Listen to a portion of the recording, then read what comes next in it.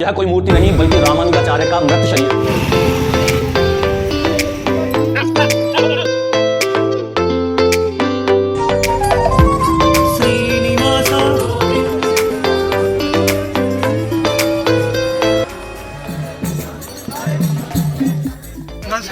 हरे कृष्णा, शुभ दुपार सगळ्यांना।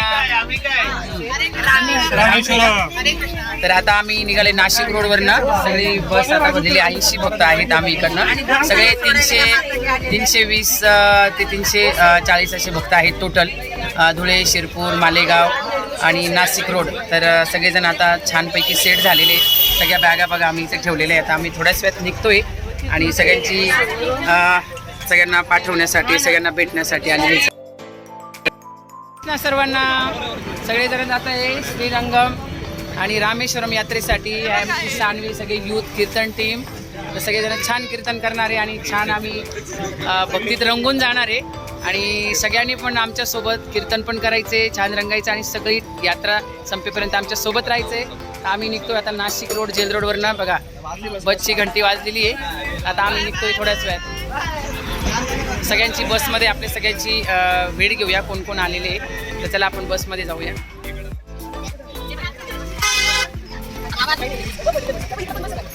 हरे कृष्णा, सगळे बसले का? सगळे छानपैकी सेट झालेले सगळ्यांना।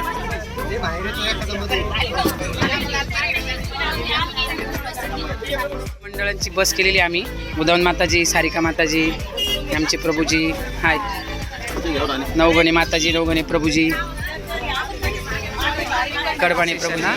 CST स्टेशन आता 10 ते 20 मिनिटांमध्ये आमची ट्रेन येईल थोड्याच वेळात। तर आम्ही नाशिक रोड ते कसारा घाटापर्यंत आम्ही बसने आलेलो आणि कसारापासून ते डायरेक्ट VT पर्यंत आम्ही ट्रेनने आलेलो। कारण आमचे एवढे भक्त व्यवस्थित ट्रेनमध्ये बसण्यासाठी आम्हाला ही सिस्टम फॉलो करावी लागली। कारण जास्त वेळ रेल्वे स्टेशनवर पण थांबण्यात काही वेळ घालवता जाऊ नये म्हणून आम्ही हा प्रयत्न केला होता सगळ्या भक्तांच्या सोयीसाठी। तर आता CST स्टेशनला आम्ही सगळे सुखरूप पोहोचलेलो आहोत। तुम्ही बघू शकता सगळ्या भक्तांचा जमाव आता एकत्र झालेला आहे। सगळ्या आपल्या याच्यातला शिरपूर, धुळे सगळे एकत्र झालेले आहेत आणि आता थोड्याच वेळात आमची ट्रेन येणार आहे 7:30ला। तर बघा आता ट्रेनचा प्रवास सुरू झालेला आहे आणि आजूबाजूचं वातावरण तुम्ही बघू शकता, खूप सुंदर असं। तर आम्ही चाललेलो आहोत श्रीरंगम येथे आणि लवकरच तुम्हाला आता श्रीरंगमची यात्रा ची सुरुवात होईल आणि प्रवासाला छान अशी सुरुवात झालेली।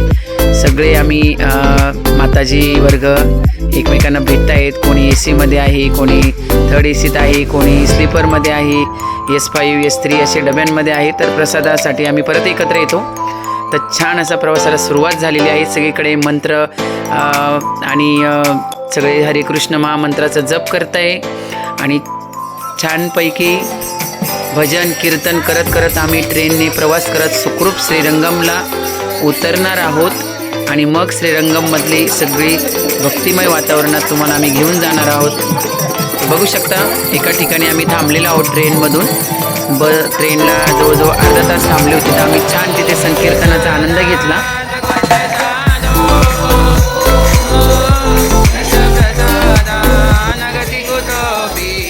तर तिथल्या इस्कॉनच्या आपल्याला स्थानिक प्रभूजींनी सगळ्या अलवारांबद्दल म्हणजे सगळ्या संतांबद्दल त्या रंगनाथन स्वामींच्या घडलेल्या लीलांबद्दल आम्हाला असं छान वर्णन करून सांगितलं, ज्याबद्दल आमची भक्ती अजून जागृत झाली आणि श्रवण भक्तीचा लाभ मात्र आम्हाला झाला। त्यामुळे आम्ही रंगनाथन स्वामीजींचं छान असं दर्शन करू शकलो आणि त्यामुळे अजूनच आम्हाला भक्तीत वाढ होण्यास मदत झाली। तर धन्यवाद प्रभूजी।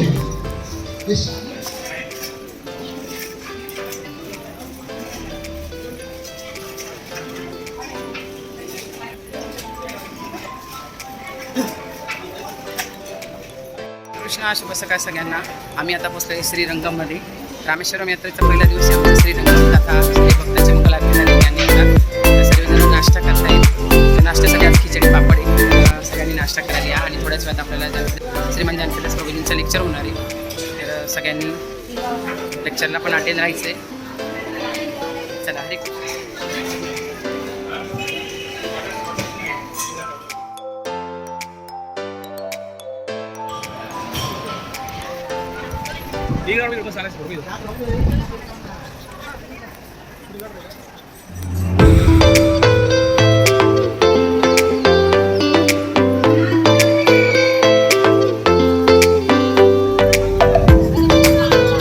हरे कृष्णा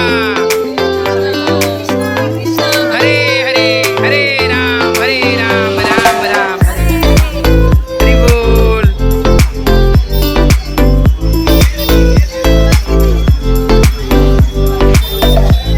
तर मंदिराच्या बाहेरचा परिसर तुम्ही बघू शकता. किती सुंदर असे चंपा, चमेली, जाई, जुई, मोगरा अशा विविध फुलांनी नटलेला श्री रंगनाथन स्वामींना आवडणाऱ्या फुलांचा बाजारपेठ अगदी भरून गेलेली आहे. अगदी मनमोहक करणारं हे दृश्य आहे. आणि आम्ही आता श्री रंगनाथन मंदिराकडे जात आहोत. तर वैष्णव मंदिरांपैकी एक महान मंदिर, तामिळनाडूमधील कावेरी नदीच्या संगमी किनारी वसलेलं हे श्री रंगनाथन स्वामींचं मंदिर. तर अगदी निरव शांतता आणि भक्तिपूर्ण वातावरणाने भरलेलं हे एक महान मंदिर. तर हा आहे श्रीरंगममधील श्री रंगनाथ स्वामी मंदिरातील आजूबाजूचा परिसर बरं का. खूप सुंदर असं रंगनाथ स्वामी मंदिर अगदी विष्णूंच्या झोपलेल्या स्थितीमध्ये आपल्याला आढळते. जगात सर्वात मोठा 156 एकर परिसर हा मंदिराने व्यापलेला आहे. कावेरी नदीच्या बेटावर वसलेले हे दिव्य तीर्थक्षेत्र पाहाल तर अगदी म्हणजे तुम्ही त्यामध्ये अगदी विरून जाल. 7 मोठे प्राकार आणि 21 भव्य गोपुरम आणि 108 दिव्य देशांमधील प्रथम क्रमांकाचे हे वैष्णव तीर्थस्थान बरं का. हे मंदिर म्हणजे संपूर्ण शहरासारखंच आहे. तिथे खूपच देवस्थानं आम्हाला बघायला भेटलीत.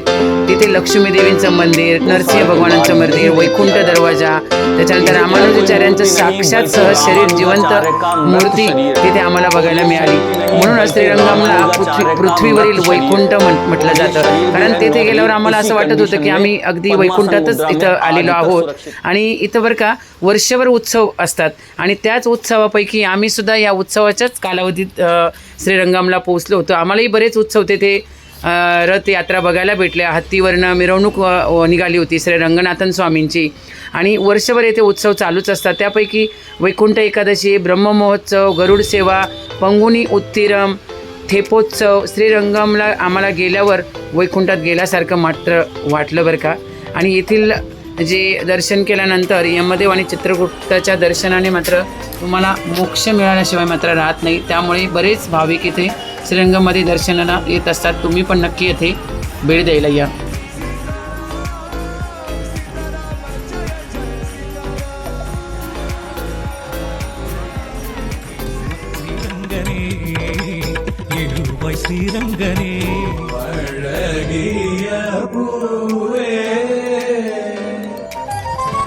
श्रीनिवास श्री वेंकटेश लक्ष्मी वल्लभ कमलानायक.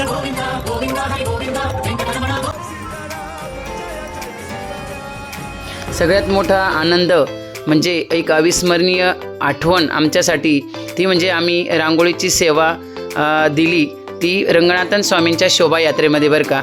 जेव्हा हत्तीवरून मिरवणूक निघत होती रंगनाथन स्वामीजींची, त्या उत्सवात आम्ही सहभाग घेतला. भजन कीर्तनांबरोबर सगळ्या भक्तांचा उत्साह हा अगदी आभाळाला भिडला होता. आणि त्या रथयात्रेत आम्ही त्याचे एक साक्षीदार बनलो. तर खूप खूप छान वाटलं आम्हाला. साऊथ यात्रेमध्ये हा आनंद आमच्या वाट्याला आला. तर सगळं वातावरण असं कृष्णमय झालं होतं, विष्णुमय झालेलं होतं. तर तुम्ही बघू शकता खूप उत्साहाने सगळ्या माताजी वर्ग रांगोळी काढत होत्या. आणि सगळीकडे सगळे रस्ते रांगोळीने आणि प्रत्येक रंग आपल्या भक्तीच्या रंगात मिसळून गेलेला होता. तर खूप छान असा अनुभव. आणि कीर्तनात आपल्याला तुम्ही बघू शकता फुगड्या, कीर्तन आणि हरिभजन प्रभूजींचा सुंदर आवाजाच्या भजनाने आम्ही या यात्रेचा आनंद घेतला.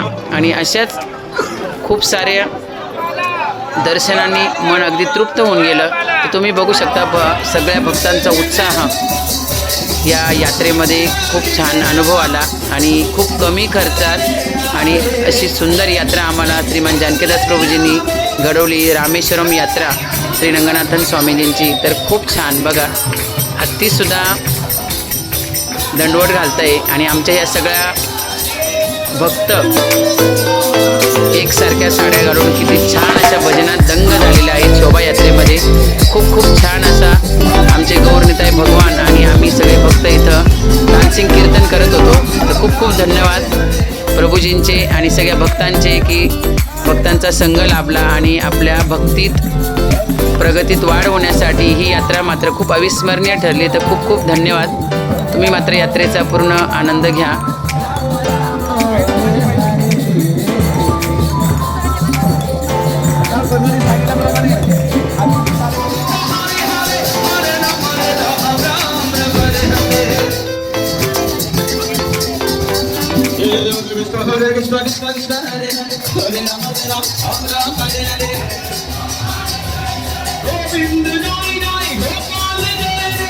तर हो, अजून यात्रा बाकी आहे बरं का. अजून कुंभकोणम, रामेश्वरम, कन्याकुमारीची यात्रा आणि असाच भक्तांचा उत्साह, कीर्तन आणि छान असा प्रसाद आपल्याला घ्यायचा आहे. तर पुढच्या व्हिडिओसाठी आजच बेल बटनवर क्लिक करून ठेवा, सबस्क्राईब करून ठेवा, म्हणजे पुढचे व्हिडिओ तुम्हाला बघायला भेटतील. आणि आमचा हा उत्साह कसा वाटला नक्की कमेंट करून सांगा.